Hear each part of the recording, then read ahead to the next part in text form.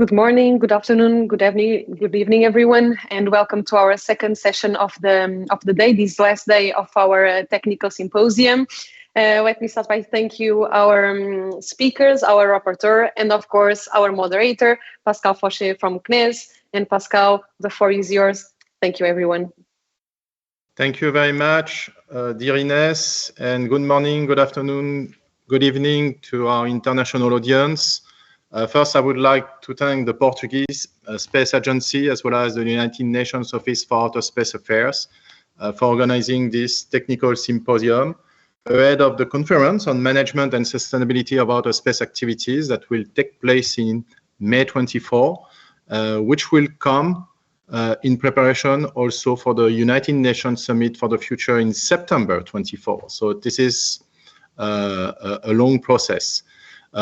Today, we all acknowledge the appearance of newcomers, the diversification of space actors leading to a growing complexity of space operations. We acknowledge the deployment of large constellations, the multiplication of small satellites. There are also moves, as you know, towards in-orbit servicing and active debris removal. And this combination of factors and trends brings many opportunities, but it also means increasing risk of collisions and interferences as space will become more and more dense and congested. I would like maybe to share with you some recent operational statistics in LEO, which comes from EUSST, which is a European Union program on space surveillance and tracking. And 2 years ago in LEO, we have to face 5% of our risky conjunction against an active spacecraft. While today, nearly 60% of those risky conjunctions in LEO involve another active spacecraft, and it is 51% against a large constellation. So you see that within 2 years, we have witnessed a paradigm shift in LEO in terms of risk of collision between active spacecraft. We also remember very well the major catastrophic collision between Iridium 33, a US operational commercial satellite at that time, and Cosmos 2251, a Russian defense satellite, on February 10, 2009 at 11.7 kilometers per second, having generated 2,200 space debris of a size higher than 10 centimeters. So those objects are catalogued, and many, many more smaller debris, of course. It gave an unexpected and unwanted test of what could happen if state's blindness toward the orbital environment persisted. Today, there are more than 8,000 active satellites orbiting in LEO. This number is bound to increase along with the tremendous growth of space activities, with a projected number of satellites in all-orbit regime reaching 50,000 or even 100,000 satellites over all-orbit regimes over the next decades. Given this increasing congestion of the orbital environment, the international space community needs to develop space surveillance and tracking capabilities, SSA capabilities, space situational awareness capabilities, to detect and catalog accurately all space objects in orbit. This is especially the case in LEO, in low Earth orbit, which constitutes the most crowded orbit. Today, data is the new oil. We need to be able to collect SSA data on a maximum number of space objects, including small pieces of debris between 1 and 10 centimeters in all-orbit regime. Today, we don't have the choice. Space is at risk, and in this fast-changing space environment, the question of space situational awareness is of utmost importance for us. Today, we have a multiplicity of actors who are developing SSA capabilities. Maybe historically, you may remember that the development of those SSA activities used to be primarily sovereign military activities conducted by states, like in many other domains, such as remote sensing. This was probably the case in the US, as you know, with the US DoD space surveillance network developed in the 80s and 90s. However, in the past decade, we have seen a tremendous growth of commercial SSA providers everywhere in the world.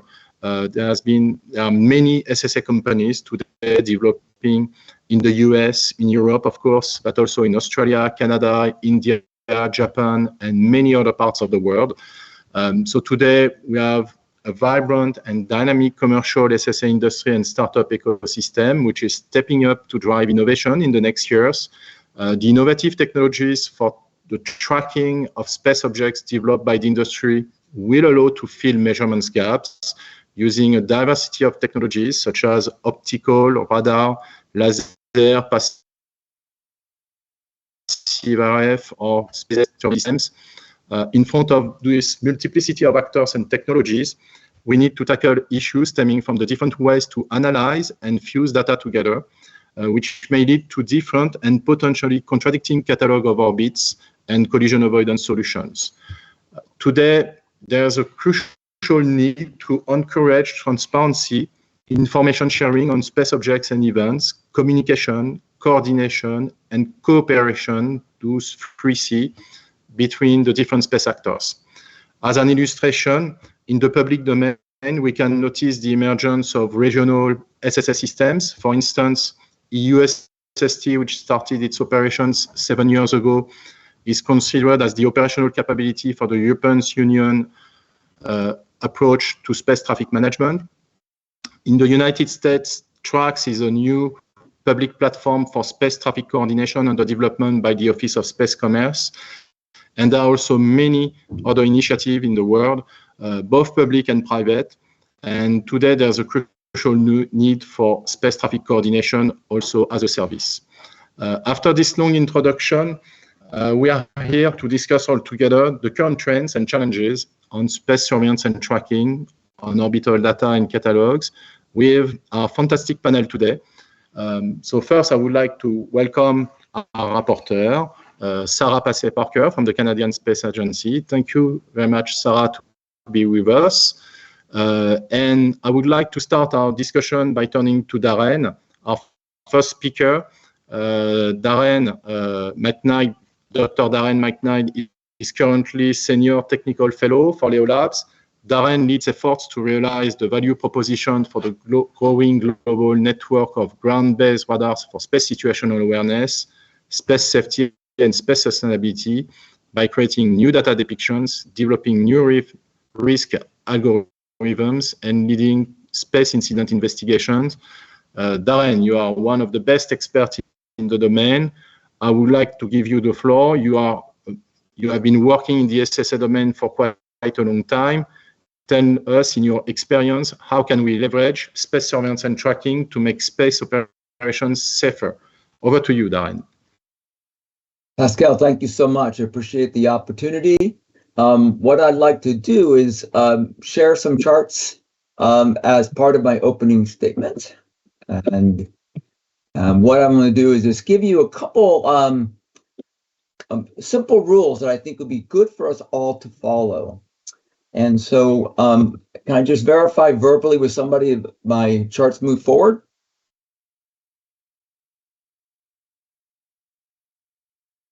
Yes, they are moving forward. Thank you. Yeah. Thank you. So 3 simple rules today that I would like to share. First, show your work, share your work, and understand the big picture. I'll talk about each of those individually in a moment.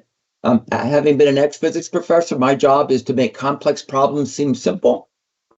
And so what I'm going to talk about, first, showing your work. This is not so simple, but for us to do a good job of space traffic coordination with the nearly 100 spacefaring countries, we actually have to show our work, and there is some math involved. And so there's some information that everybody should be sharing for us to start to be able to work together in space cooperatively. First, we need to make sure the state vector of where you are at any position at any point in time is given accurately. We also want to propagate that forward to when these potential conjunctions that Pascal just talked about might occur. We also need to describe how big are these objects. This is very important. Unfortunately, math and these details do matter. And when you look at 2 objects that are coming on a potential conjunction, a close approach, how big each of them are very important. And what many people may not know is that much of the information that's out there, people use default values, an average value, just a pick a value. So, for example, what's provided in the public service from the 18th Space Defense Squadron is every non-operational payload is assumed to have a hard body radius of 5 meters. That's very safe, but potentially not accurate. And so one of our thoughts is we don't want to use default values. It introduces unnecessary error. And so we look at two objects. If you add them together, we call that the combined hard body radius, sort of the amount of interaction that might occur. Same thing occurs for fragments. People are using a default value of 1 meter for all the fragments. Let me give you a couple examples why this is important, why showing your work is important. When we do the probability of collision calculation for an individual encounter, first you need to describe what equation you're going to use. I'm sure that Dan and Max will talk about some more technical issues, may talk about some of these algorithms, but you need to say which one. But at a basic level, the probability of collision is proportional to the combined hard body radius square. So if you overestimate the combined hard body radius by a factor of 10, then you're going to overestimate the probability of collision by 100. I have two examples here, just to give you again some numbers, because numbers do matter. If you have a dead 1U CubeSat interacting with a fragment in low Earth orbit right now, the public service is going to provide to you 5 meters for the CubeSat, even though it's way off, and it's going to give 1 meter for the fragment, which is also way off. And if you go ahead and you do the combination, actually will misestimate the probability of collision by a factor of 1,000, 3 orders of magnitude. Now that's not typical. That's worst case, and that's something that people may not worry about, even though it would make more debris. A typical operational satellite, small satellite in low Earth orbit, 3 meter hard body radius with a fragment, we're still overestimating using default. If you use default values by a factor of 50, 60% larger than if using the actual numbers. By the way, we are going to start using that in the next few weeks, where Leo Labs will put the actual values for the fragments. We already use the actual values for rocket bodies and dead payloads. And then the last thing that you need to show, in addition to your state vector, hard body radius, probability of collision, is when are you going to maneuver? What level of risk causes you to do a risk reduction maneuver? How soon out from TCA are you going to make that decision? And to what level of risk are you going to reduce your probability of an encounter? Those are all very important things that people need to show, because the next thing you want to do is you want to share it. Right? So you show that work, and all that information needs to be made available, or else we're not really working in an open, transparent way. If you can show your work, you can share your work. So one example, there's many examples. Here's really one great example. Many people talk about the Starlink constellation being a bad place to be. It's a scary place to be. There's a lot of risk involved. They share their information on a public website of the propagated 3-day propagated ephemeris. They say where they're going to be. It's like driving down the highway and sharing it with everybody on the road, your Google Map sequence, so they know what exit you're going to turn on. So that's a very powerful thing to do. So again, show your work, share your work. Another really important point is understand the big picture. As Pascal mentioned, the number of operational payloads in low Earth orbit, as shown on this pie chart, is over 8,270 at this point. Right? This is all up-to-date information from Leo Labs as of 15 November. What you see on here is at 500 to 600 kilometers, which I'll call the Starlink corridor, but there's many other operational satellites are there. The number of operational payloads outnumber the fragments by a factor of 9. So as Pascal mentioned, interactions between operational satellites are real, is a significant issue, needs to be dealt with. And many of these interactions, of course, Starlink on Starlink, don't really pose a risk to the general public. However, if we just move up a little bit higher, now we're going to look at the Iridium corridor. Again, on the left is still the standard for all of low Earth orbit. On the right is from 700, 800 kilometers. Now what we see is the fragments outnumber operational payloads by a factor of 10.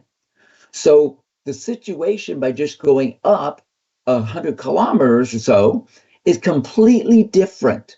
So the SSA needs the being able to track the secondaries, the dead objects, becomes more important. And if we go one more group up, and maybe you may have heard of my bad neighborhood, 800 to 900 kilometers, now we have another third completely different situation. Here we see the fragments outnumbering the payloads, but 30% of the objects in these altitudes are intact derelicts. As a matter of fact, 21% of all the mass in low Earth orbit is in this one segment.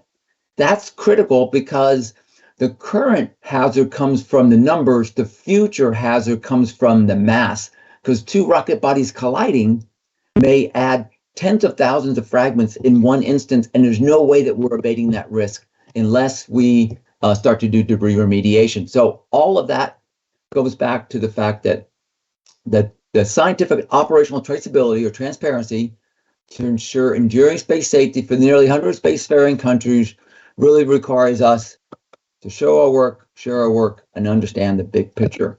Thank you for the opportunity to start off this great panel with that discussion. And I turn it over to the next speaker. Pascal, thank you for the opportunity. I hope I kept on time. Fantastic. Thank you so much, Darren. So remember, everyone, show your work, share your work, understanding the big picture. This is a very important topic. You know how much importance I attach to the sharing of information on space objects and events. This is a very important topic. I would like to turn now to Dan Oltrogui. Dan is also one of the best experts in the world in the SSA domain. Dan is Chief Scientist, Director of the Center for Space Standards and Innovation, astrodynamicist, and space policy experts at Comspoc Corporation. Dan is also the Program Manager of the Space Data Center, founder and administrator of the Space Safety Coalition, developer of many international space safety and data exchange standards in ISO and CCSDS. You are then also the ISO liaison to the United Nations in Copios. You are an academician of the IAA and author of numerous technical papers. We are very happy to have you here with us. Thank you to be here. And dear Dan, please, what are some critical gaps that you see in our current SSA and flight safety processes? Over to you, please. Thank you, Pascal. Yeah, thank you for that question. And also my thanks to the Portuguese Space Agency and USA for inviting me to participate in this important dialogue. Today, I'd like to focus on three critical SSA and flight safety gaps. That includes outdated astrodynamics, orbit determination, and collision avoidance algorithms, insufficient collaboration and incorporation of all data sources, and insufficient development and adoption of international standards and best practices for data sharing and safe and sustainable operations. But first, what is our current situation in space? I like the analogy one made that space traffic management prior to the year 2000 was unnecessary, just as controlling automobile traffic in the Australian outback is not needed probably today.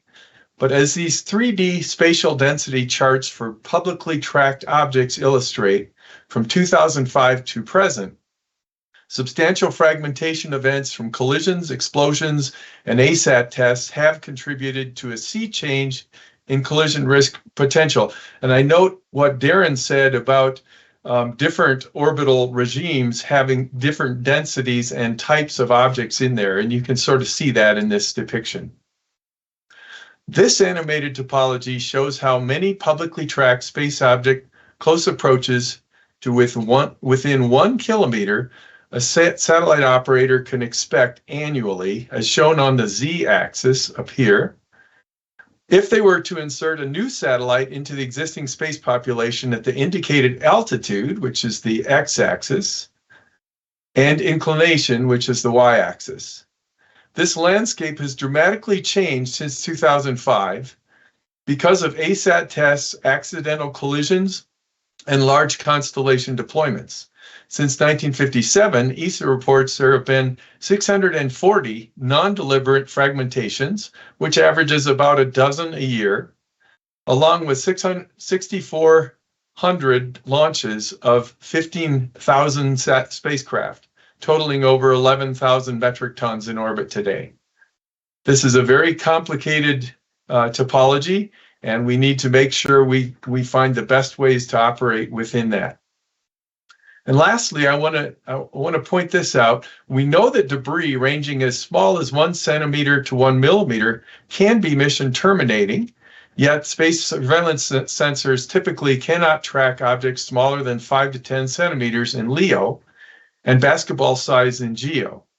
Today, we estimate that only 8.5% of all objects larger than 1 centimeter and only 0.15 larger than 1 millimeter are tracked. This represents a huge gap in our SSA today, leading some to believe that we should prioritize tracking and cleanup efforts on very small debris. But we should not be misled by debris population statistics, because an even bigger SSA and sustainability challenge is to monitor and protect actively maneuvering spacecraft. Maintaining accurate orbits for debris is much easier than achieving accurate orbits and predictions for active maneuvering satellites when unknown or mismodeled maneuvers are present. To illustrate why unknown or mismodeled spacecraft maneuvers pose a critical challenge to SSA, consider the well-known 2009 Iridium-33 Cosmos 2251 accidental collision. Because the SSA assessments failed to incorporate two small maneuvers, erroneous conjunction assessment trend lines, denoted in blue up here, gave the spacecraft operators a false sense of security, whereas the real danger of collision should have been depicted as a 15-meter miss distance that ultimately led to a collision. As Darren just said, math and algorithms really do matter because in SSA, this is rocket science. This plot shows east longitude for a geosynchronous satellite versus time.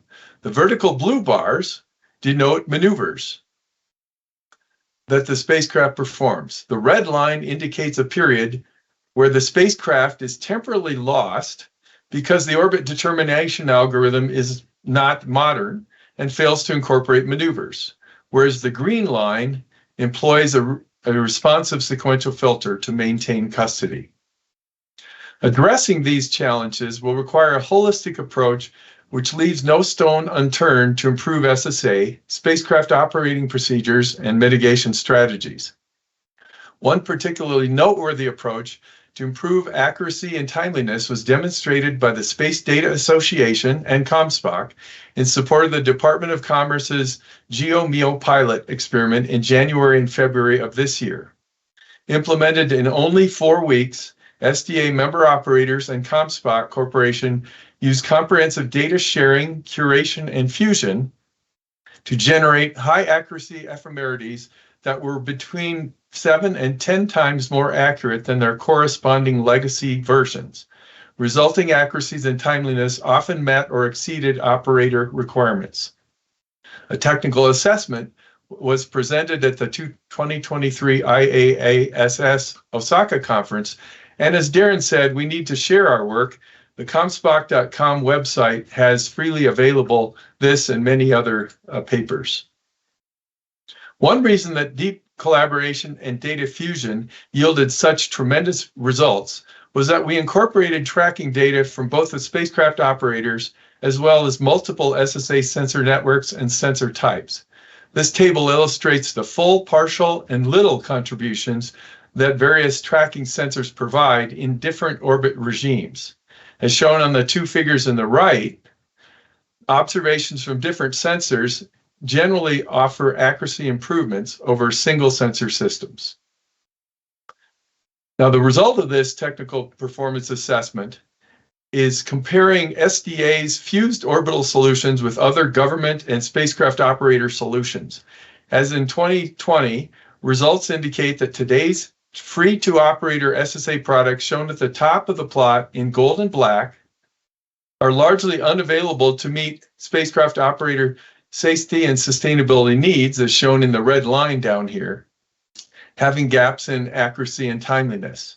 Legacy SSA systems especially struggle in the presence of low-thrust spacecraft operations or in certain orbit regimes where conjunction rates are 15 times higher than they were in 2016.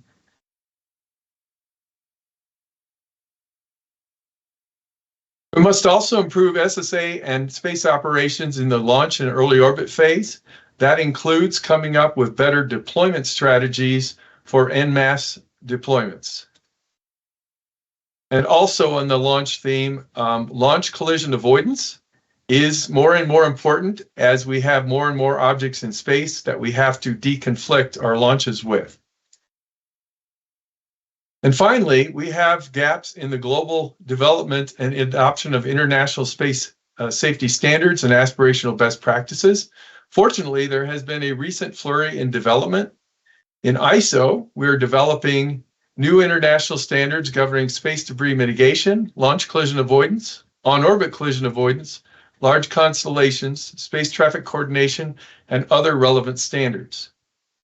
The Space Safety Coalition was formed in 2019 to publish and maintain a living set of aspirational best practices for space operations, safety, and sustainability that has as its foundation many UN treaties and guidelines, IDC guidelines, and ISO and CCSDS standards. It is critical to flight safety to ensure the seamless exchange, security, and integrity of data between and within space systems.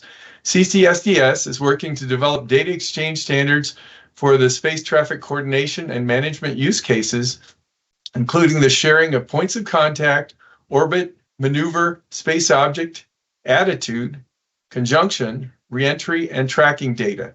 Messages shared in green in this table are already published. And the launch data message is a new project we're starting in yellow.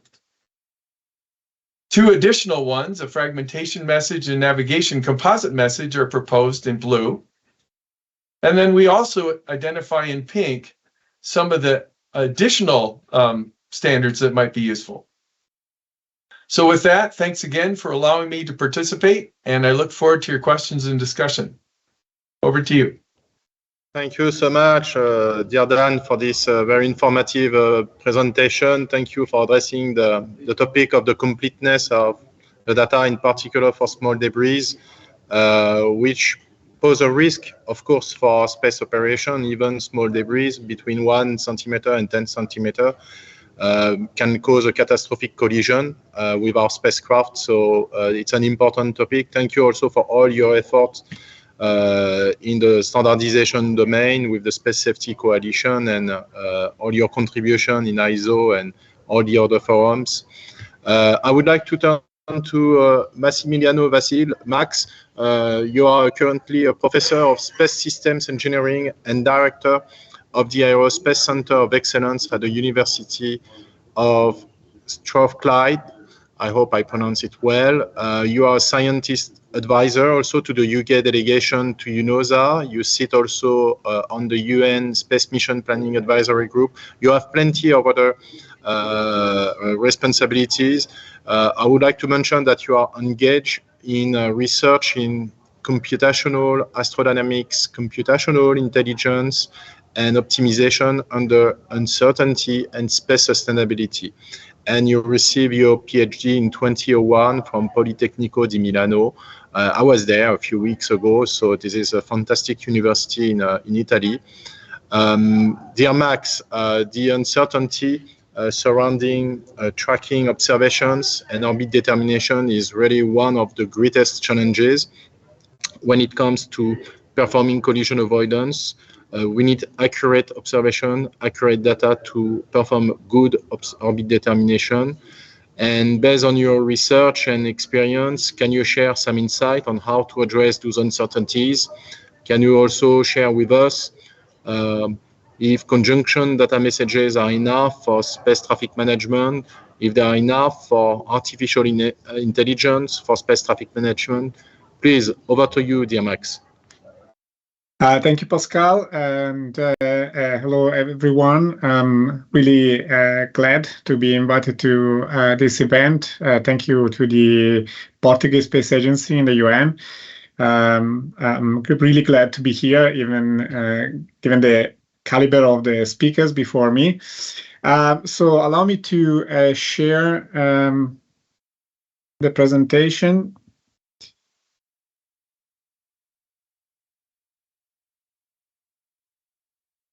see. Oop. Okay.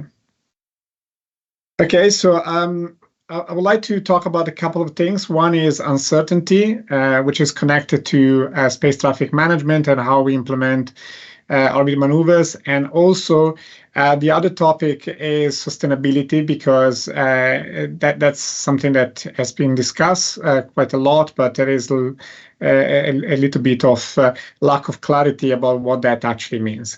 So a lot of this work was done within a European project called Stardust that I've coordinated. So let me start from my statement. So the statement for me is about uncertainty in the space environment in the first place, because one thing that is quite interesting from the point of view of uncertainty is that everything that happens in the space environment is actually something that we know through observations, remote observations, and models. So there is an element of modeling and an element of observable event, and both of them contain a lot of uncertainty. And so the question is the level of information on the uncertainty sufficient for STM, given the increase in traffic, and given that there is now a trend towards automation, is what we know enough to automate STM? And here there is an element which is the understanding of the difference between types of uncertainty, the difference between aleatory uncertainty and the difference between aleatory uncertainty and epistemic uncertainty. Because what we want is a very robust way of understanding if there is a collision and quantify the risk of the collision. But the second point I wanted to talk about today is a kind of paradox that exists in space when we talk about sustainability, because sustainability is understood differently from different people. And I want to explain what I think is the direction that we should take when we talk about sustainability in space. So the first thing is about uncertainty. And these two charts show, for example, what we would see if we were using conjunction data messages from third party. And on the left, you see, for example, the normalized size of the covariance matrix. And the covariance matrix is projected here on the impact plane, which is the plane that we consider at time of closest approach. And generally, it is understood that we don't know exactly where the incoming object that is going to impact with our satellite, for example, where that object is, but we know that is inside one of these ellipses. And over time, the shape, size of these ellipses change. And it's not just the shape and the size, but also the center of the ellipse change over time. And so if we look at the size, for example, of these ellipses, as you can see, is not following a very... Your slides aren't progressing, just to let you know. Oh. You may be sharing the wrong screen. Okay. Beautiful, beautiful job, but we're seeing your first chart. Sorry, I'll try again.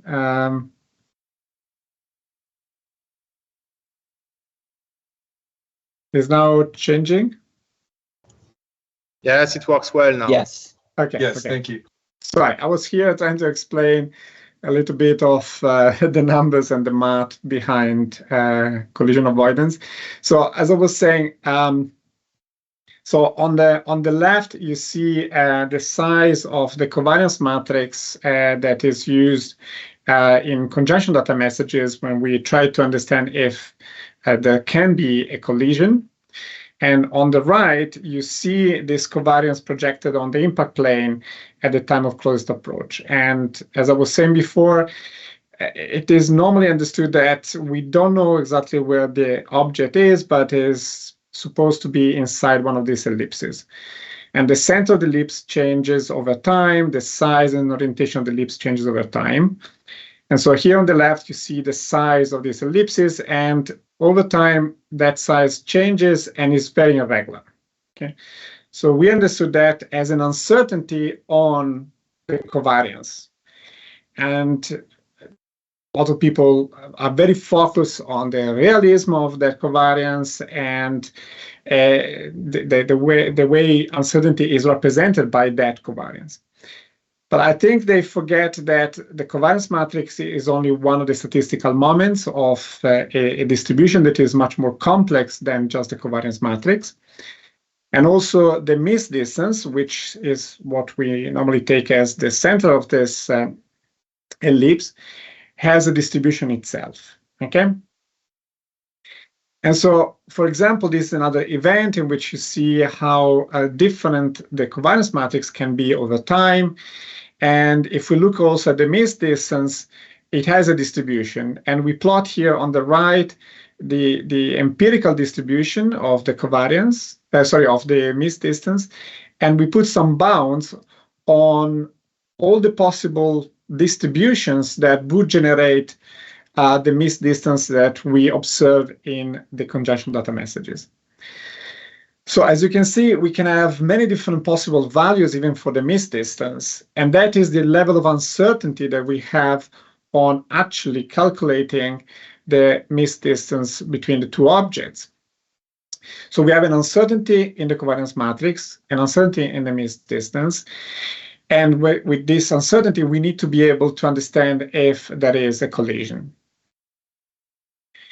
And normally we calculate the probability of collision, which is what you see here on the right. And we put a threshold. And if it goes above that threshold, we implement the collision avoidance maneuver. But again, the calculation of the probability of collision depends on the uncertainty in the covariance matrix and in the missed distance. So having a single curve, for example, that tells us the probability of collision is not really what we should do, because that curve is actually an ensemble of possible probability of collisions that progress over time. And the other problem is that the size of the covariance matrix can be such that we observe a probability of collision that actually decreases as we have less information, okay? Which again is a contradiction, because the less information we have on the position of an object, the more confident we are that there is no collision. And that is due to the fact that the type of uncertainty that we have is treated as aleatory uncertainty, so as randomness in the information that we receive. But in fact, if we were looking here on the right, the dotted yellow line would be the probability of collision calculated assuming purely aleatory uncertainty. And instead, the blue one would be the probability of collision calculated assuming that the lack of knowledge is the reason why we don't know the position of an object. And so what happens is that our prediction of the risk of a collision would change quite a bit. So the blue would be the prediction if we include epistemic uncertainty, and the dotted one would be the one if we just assume aleatory uncertainty in the conjunction data messages. So there are a lot of type of uncertainty. We have uncertainty in the propagation model, in the measurement source, because we don't know who is providing that CDM sometimes. And the CDM itself is an approximation of the actual distribution of possible states in the future. And for me, a lot of the uncertainty that we have there is epistemic. So we don't know something. We don't know the model, if it is correct or not. We don't know the characteristics of the sensor, for example.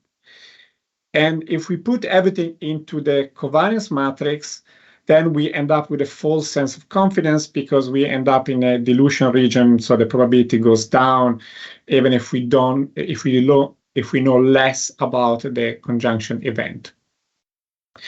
So first recommendation, ideally we should have access to the raw measurements. So the share part that Darren mentioned before, we need to share information on the sensor.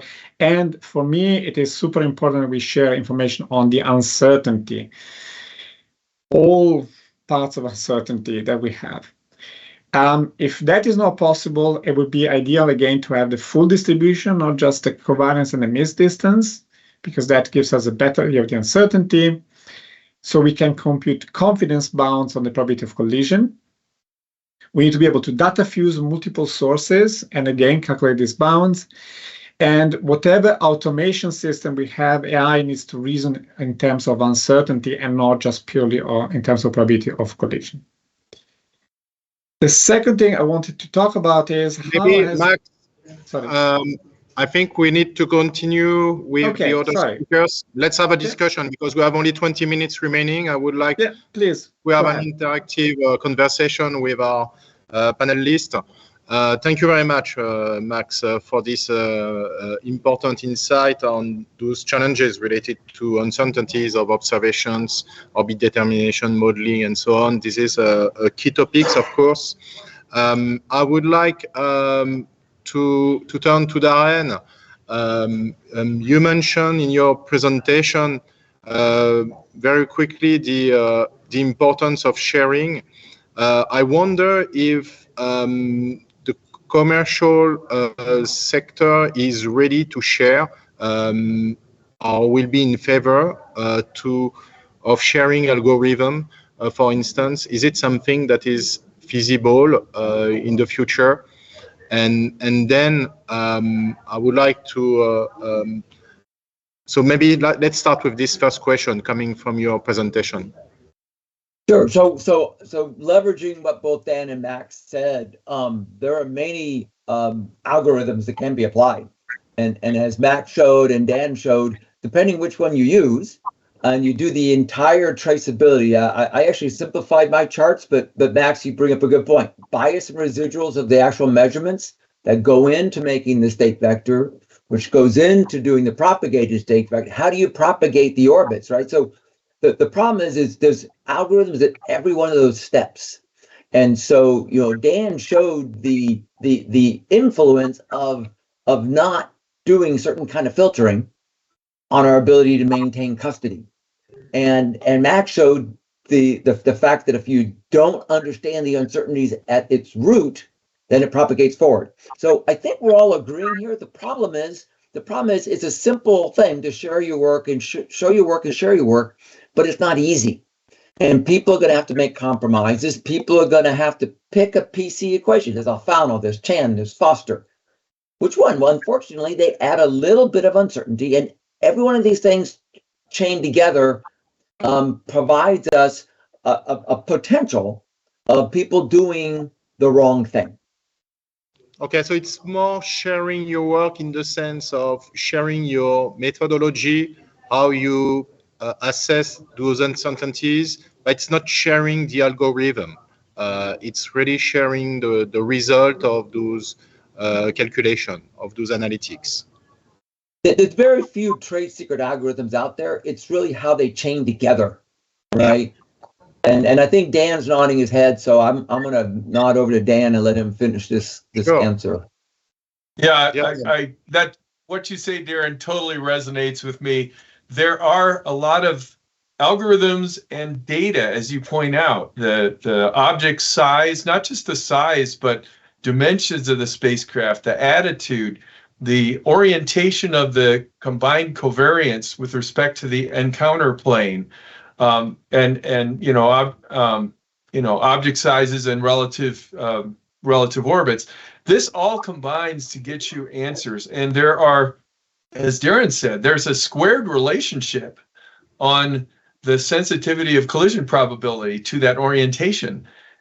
Do people list the object sizes and the dimensions that they're using to make these calculations, or equivalently the cross-sectional area? No. Oftentimes they're built into the tool and it's hidden behind the scenes. So the algorithms are important. That we need to use nonlinear collision probability when you have, for example, geosynchronous orbits where things are not instantaneously flying past each other. We need to have better algorithms and better transparency. Resonate very well. Thank you. Fantastic. I'm wondering, we are talking about avoiding risk of collision in orbit.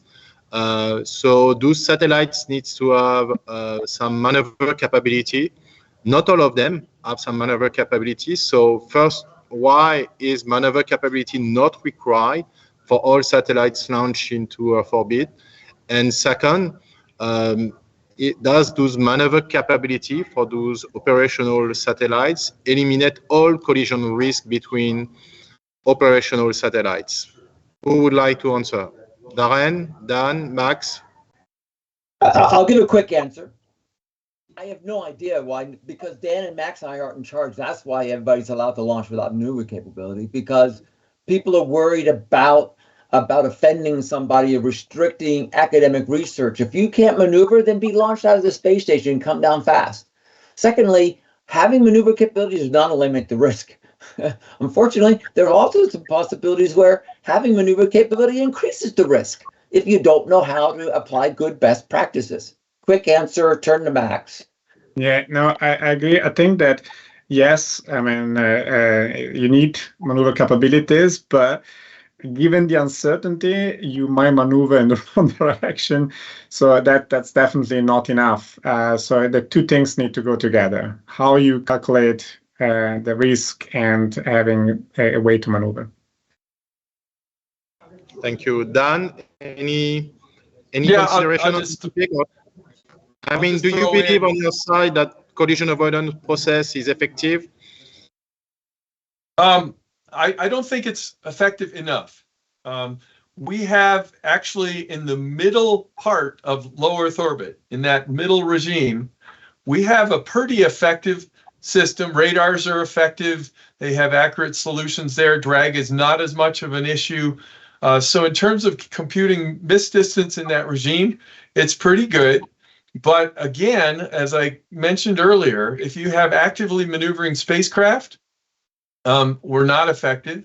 If you have drag that's dominating, in general, we're not effective. And oh, by the way, that's where human inhabited space stations are.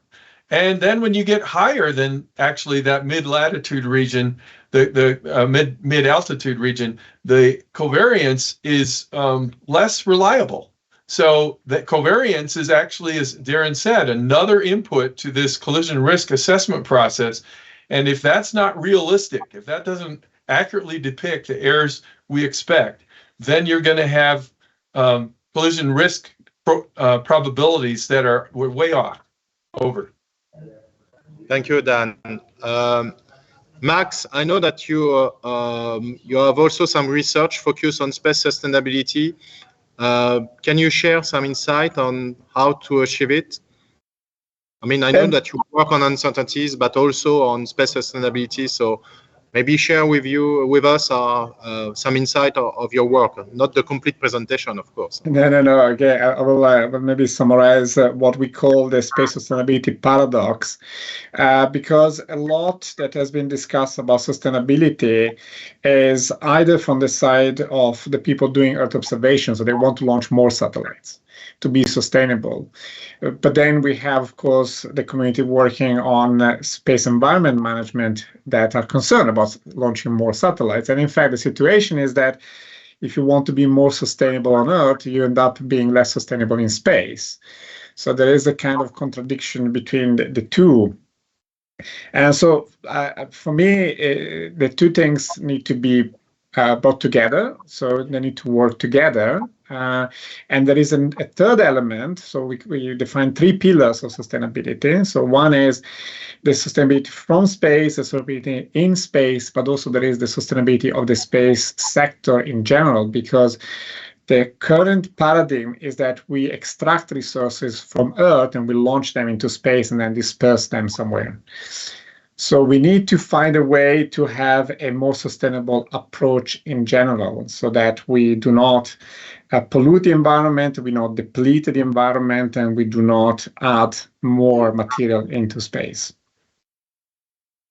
Thank you, Max. On the same topic, Darren, you mentioned the important growth of the number of operational satellites in LEO over those last 10 years. So are there any other trends that you foresee that are making a difference on the long-term sustainability of outer space activities? Yeah, so I really appreciate Max pulling in the fact that mitigation, remediation need to go along with space traffic coordination. You just can't do straight space traffic coordination on its own. So really bad trend. So I'm going to give you some bad news here, right? You would think that all the discussions we've had about the need for active debris removal, massive objects being left on orbit, that in the last 20 years, we've done better. Wouldn't you think that? Wouldn't you think that for all the people, Pascal, you working tirelessly at the UN to say we shouldn't leave massive objects on orbit because they're going to provide this debris generating potential that's going to limit our future space activity? Well, guess what? The amount of mass of rocket bodies left in low Earth orbit in the last 20 years, the rate at which objects have been left in orbits that will stay up for more than 25 years has actually gone up relative to the first 46 years of the space race. Can you believe that? For 46 years, Soviet Union / Russia and the US, we put a lot of stuff up there. We operated different. We left a lot. You would think we learned our lesson. We have not. So who added that extra mass? Folks who just started to go into the space age. And, so China, rest of the world, has actually added more mass. So this, believe it or not, right now, US and China have left the same amount of mass of rocket bodies in low Earth orbit and long-lived orbits. We did it over 66 years. They did over 20. That is not a good trend, right? It's not a good trend because it doesn't mean that we're dealing with the way that Max just talked about, the sustainability. We do all want to go up there and share. I showed those Starlink corridor, Iridium corridor. Guess what? Iridium, Starlink, OneWeb absolutely can have other constellations working in the same altitude. Nobody's making a land grab. When you have operational, responsible folks trying to follow Dan's math, but these dead things don't do that. And supposed to continue to add that. That's a trend I think people have not noticed, and I want to just highlight that. By the way, U.S. has added some more stuff too, so we're not blameless. But the trend is we seem to be learning our lesson, and others are relearning the same lessons, and the result is not a good foundational population for these operational satellites. Thank you, Darren, for sharing your views in full transparency. Maybe, Dan, you would like to share some comments? Yeah.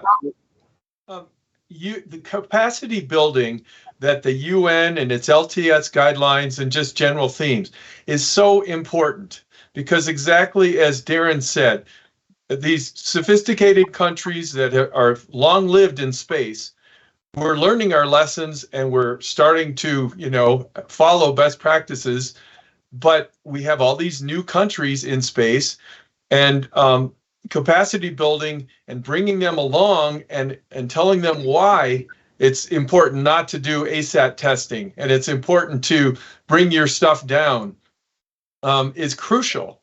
I like the Zero Debris Initiative and other initiatives that countries are now looking at, but we have to make sure the rest of the world is aware of those and knows the value of them. Over. Thank you, Dan. Coming back to space surveillance and tracking capabilities, sensors. Max described it very well, the need for having accurate data. We need to have a good understanding, assessment of those uncertainties for any observations, for orbit determination, modeling. But we need to develop those sensors. So I wonder, from a LEO Labs perspective, Comspoc perspective, from private companies, how do you see future trends? How do you see in the next decades where we will be compared to now in terms of commercial capabilities, in terms of commercial sensors, commercial data processing, commercial services in the SSS, TM domain? I mean, how do you see the future in 10 years? For me, I see our commercial technology is advancing rapidly. The innovation cycles that we're working on are substantially faster than typical government progress. And, that the government does a very methodical acquisition, and it needs to assemble its requirements and make sure that requirements are met. So there's a reason why it's more methodical, but we have to find the happy place between this sort of methodical plotting implementation and the very good capabilities commercially, both on sensors and on astrodynamics algorithms that's happening in the commercial marketplace. Over. Thanks, Dan. So- Darren? Yeah, so to add on what Dan said, Leo Labs has 11 radars at 7 sites worldwide. We are on 3rd generation of radars in less than 5 years, right? I don't think a government program could have gone through the 3rd generation of radars in 5 years, right, and be operational the entire time. And as we're learning, there are some things that we felt were very important. Radars provide 24/7 operations, but guess what? For us to really be able to provide the high quality, rapid revisit rate, we're going to have to fuse our radar data with some optical data, and maybe we'll have to fuse it with some satellite laser ranging stuff. So again, and Dan probably is looking at me like I never heard Darren say these words out loud in public, but we have to do that, right? We don't want to fuse data because it's a requirement. We want to fuse data as an enabler to meet requirements. And I believe that's very important to solve some of Max's issues that he raised. How do we get rid of that? And so how do we understand that? And Dan talked about spacecraft attitude orientation. We do this hard body radius because it's a simple lump metric and it's easy for us to understand. It's also easy for us to misuse. And to be able to provide that information at the pace that we need to. Everything is scaling fast. The number of operational satellites, the amount of small fragments, the amount of big debris is all scaling quickly. We have got to prepare for that.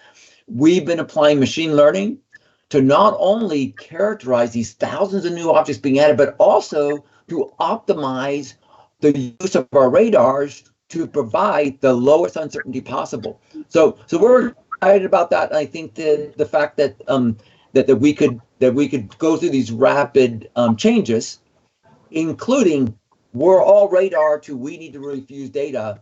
We're going through those changes pretty quickly.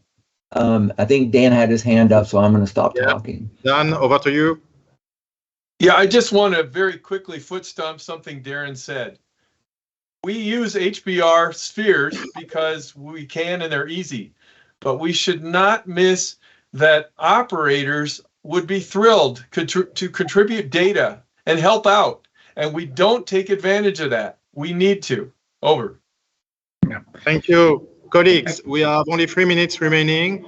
I suggest that we have a quick roundtable with all of you for some, in a few words, what are your concluding remarks? I will start by Max.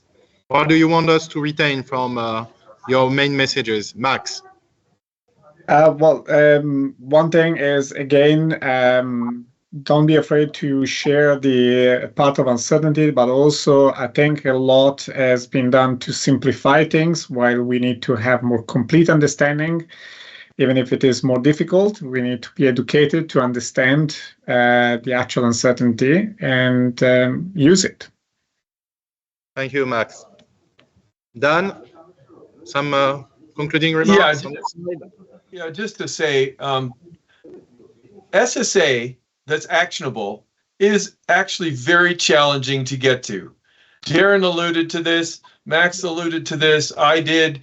There are many, many components to the entire chain of getting space situational awareness. And just one link in that chain breaking will invalidate or can invalidate the whole chain.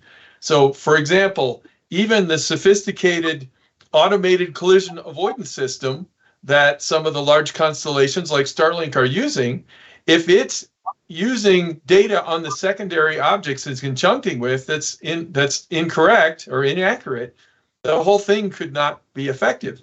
So we just need to keep that in mind. We need to look at this whole problem holistically. Over. Thank you, Dan. Darren? 2 things. Show your work, share your work, understand the big picture. And understanding the big picture, there was some discussion about the small debris. I love Dan's part about the 1 to 10 centimeters. Here's the thing, though. We can all care about the small debris, but the small debris comes from the big uncontrolled things that we're allowing to still be deposited. And I think that we need to make sure that where does the price come from? It comes from what we don't know. And Max told us a lot of things we don't know. And unintended consequences of our own actions. And Dan identified a number of those. So I think none of us want surprise. And we're going to be surprised if we don't share our work, and understand the big picture. Thank you. Thank you, Darren. It's a wonderful conclusion. Show your work, share your work, understand the big picture. I would add, to understand the big picture, we shall all invest in those capabilities for space surveillance and tracking. We need to understand what's going on up there. We need to improve our detection and cataloging capabilities, relying on the commercial industry, relying on the states.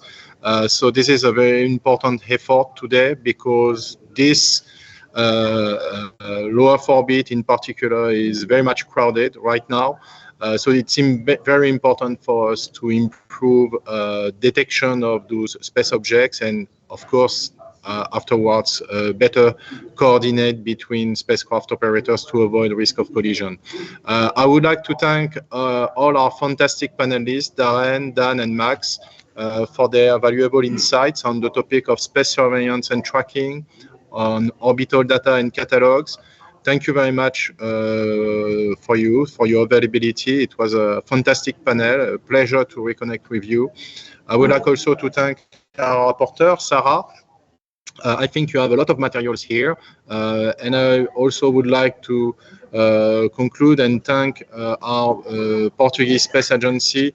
Thank you, Ines, and also the United Nations Office for Outer Space Affairs for organizing this panel. And with this, dear colleagues, I'll give you the floor back to the organizer, and thank you. Goodbye, everyone. Thank you very much. Thank you to all of you, and thank you also to Pascal to moderate this amazing panel. We'll come back in more or less 1 hour for our last session of this technical symposium. So it will start at 2 p.m. UTC. So I'll see you in 1 hour. Thank you very much to all of you. Thank you. Bye.